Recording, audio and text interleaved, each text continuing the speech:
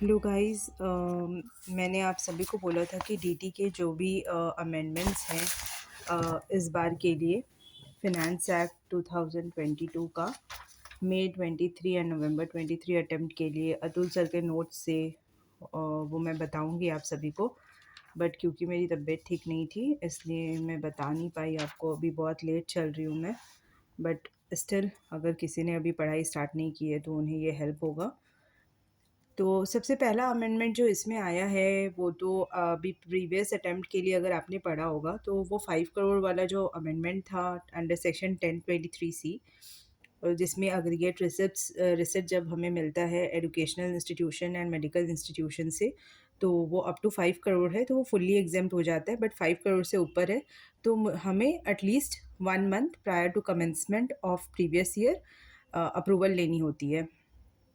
एक ये अमेंडमेंट था जो पिछले बार ही आ गया था, तो इसमें कुछ ऐसा नया नहीं है।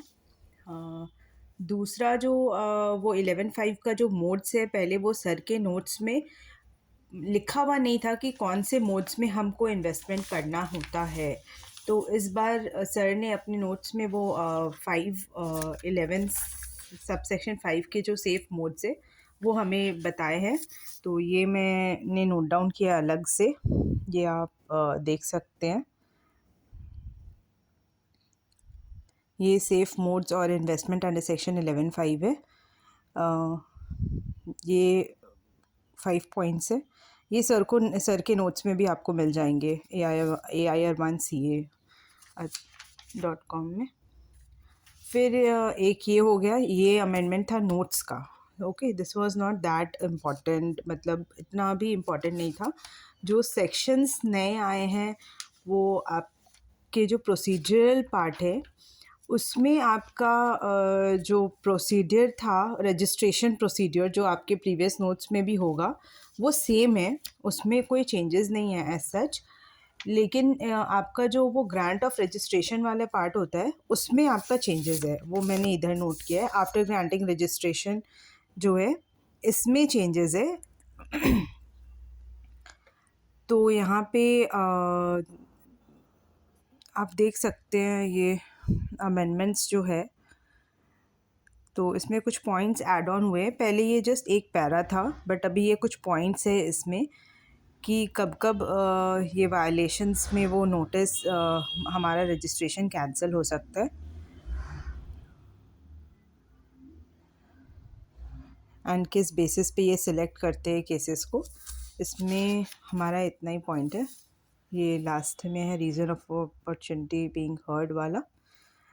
तो बेसिकली ये था इसमें। ये नोट्स अमेंडमेंट है और ये अमेंडमेंट भी है क्योंकि पहले जस्ट हमारा एक पैरा था उसमें, अभी ये थोड़ा सर ने और लिखवाया है इसमें, तो ये थोड़ा अमेंडमेंट का पार्ट होता है।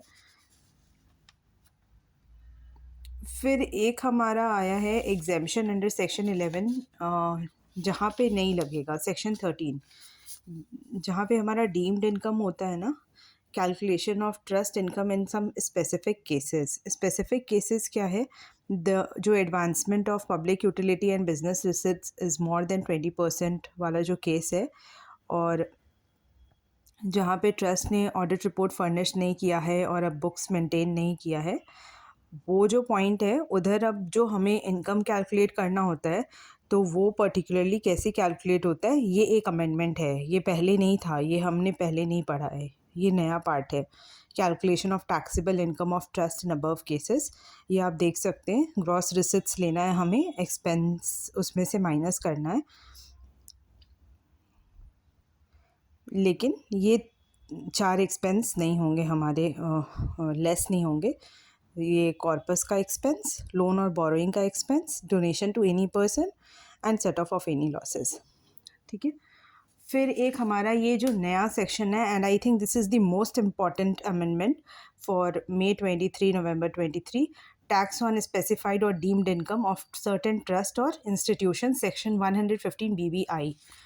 ये आपका नोट्स है, सर के नोट से ही मैंने ये लिखा है। तो ये स्पेसिफाइड और डीम्ड इनकम क्या क्या है? Deemed income under section 11(1)(b). 11(1)(b) में आपका डीम्ड इनकम क्या होता है? जैसे कि जब 85% वाला जो केस होता है, 85% could not be applied due to following reasons, उसमें जब हम कंडीशंस मीट नहीं करते तो उसको डीम्ड इनकम माना जाता है। फिर 11(3) में जो मिस यूटिलाइजेशन, नॉन यूटिलाइजेशन होता है, जो मिस यूटिलाइज्ड अमाउंट होता है उसको हम डीम्ड इनकम मान लेते हैं। अनयूटिलाइज्ड अमाउंट जो स्पेसिफिक पीरियड के लिए हम जमा करके रखते हैं लेकिन अगर यूज़ नहीं होता है तो उसको हम डीम्ड इनकम मानते हैं। फिर अगर हम किसी ट्रस्ट को डोनेट कर देते हैं किसी भी ईयर में तो वो मेरा डीम्ड इनकम माना जाता है। और अगर हम 11(5) मोड में इन्वेस्ट नहीं करते तो उसको भी डीम्ड इनकम माना जाता है। और फिर अगर इनकम हम अप्लाई करते हैं किसी बेनिफिट रिलेटेड पर्सन के बेनिफिट के लिए तो उसे भी डीम्ड इनकम माना जाता है।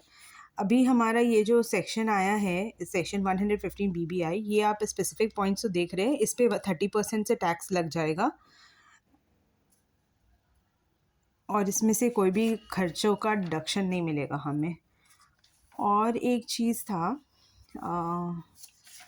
विच I was to tell you, मुझे याद नहीं आ रहा है। एक exemption under section 11 shall not apply, section 13 था हमारा। तो अगर इसमें income apply for private religious purpose या फिर income applied for benefit of particular religious caste और कम्युनिटी अगर होता है तो इस केसेस में, ये दो केस में हमारा रजिस्ट्रेशन ही कैंसिल हो जाएगा।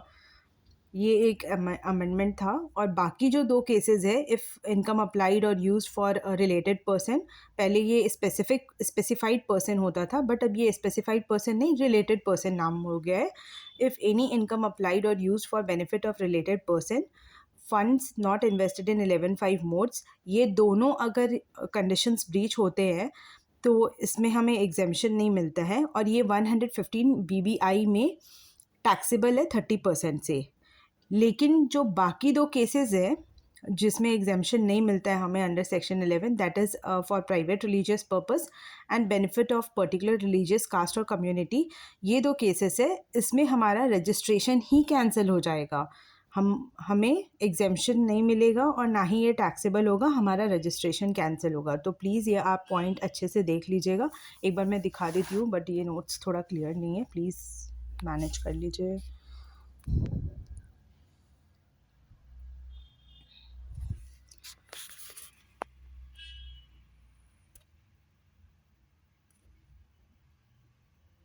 होप ये वीडियो आपके लिए यूज़फुल हुआ होगा। ज़्यादा नहीं है, 7 मिनट्स का वीडियो है एंड बाकी नोट्स ऑलमोस्ट सेम है। कुछ भी डिफरेंस नहीं है। जो भी एक्स्ट्रा पॉइंट था वो मैंने आप लोगों को दिखा दिया है।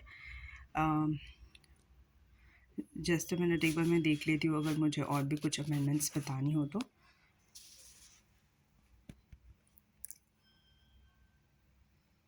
अभी एक नया पेनल्टी आया है सेक्शन 271 AAE में, जिसमें अगर आप ये बेनिफिट प्रोवाइड करते हैं रिलेटेड पर्सन को, तो फर्स्ट टाइम वायोलेशन के लिए equal to the amount of benefit provided है। एंड अगर सब्सिक्वेंट वायोलेशन है तो 200% of income applied for benefit of related person, अगर ये आपको दिख रहा हो तो। ठीक है, बस इतने ही अमेंडमेंट्स थे। Thank you for watching. अगर ये आपको हेल्पफुल लगा हो तो please subscribe and like the video. Thank you.